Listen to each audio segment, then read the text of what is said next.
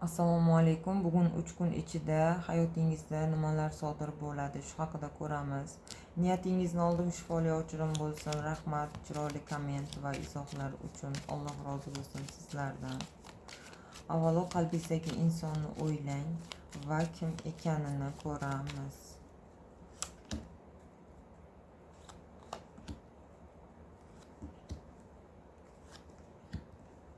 Bu inson mehnatkash inson va shu bilan birga tortinchoq va qo'rqoq inson ekanligi bu yerda ko'rinmoqda. Judayam o'yu fikrga qoladigan, har narsadan xavotirlanadigan inson ekanligi aytib bermoqda.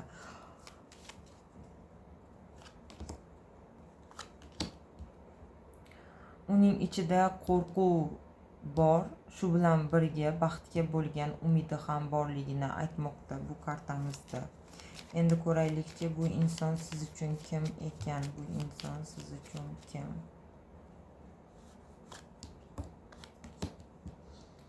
Bu inson sizni yaxshi ko'radigan inson, sizga iliq energiya beradigan kishi. Balki sizlar tortishib qolgan bo'lishlaringiz mumkin, ammo o'rtalaringizda hali munosabat to'xtamagan. Hissiy yaqinlik bor demoqda bu yerda, chunki tortishuv tushganligini aytib bermoqda azizlarim. Endi ko'raylikchi, 3 kunda qanday xabar olishingizni.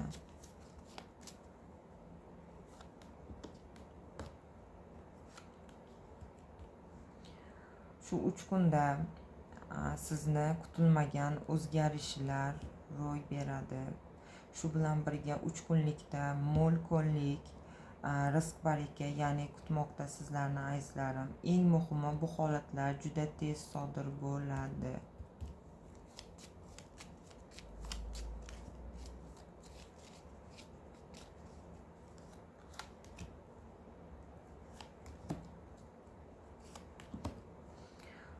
Chunki sizlarda bir muddat hamma narsa to'xtab qolgandi, shaxsiy hayotlaringizda ham aloqalar uzilgan edi. Shu sababli hayotingizda 3 kunda hamma narsa, hamma imkoniyat eshiklari ochilishini bu yerda aytmoqda azizlarim. Bu yerda esa to'xtab qolganligini aytib o'tdi.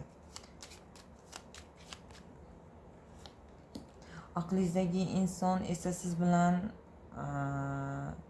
uchrashni, yoningizga kelishni va sizdan yordam so'rashni istashligini bu yerda aytib o'tmoqda.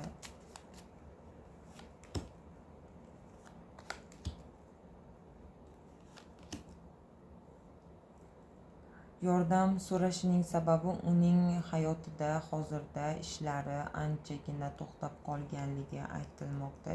Shu uchun ham u siz bilan chin yurakdan ichidagilarni bo'lishni xohlaydi. Aqlingizdagi inson munosabatlarni o'zgartirishni istayapti. Bu sizlar uchun juda ham yaxshi xabar azizlarim.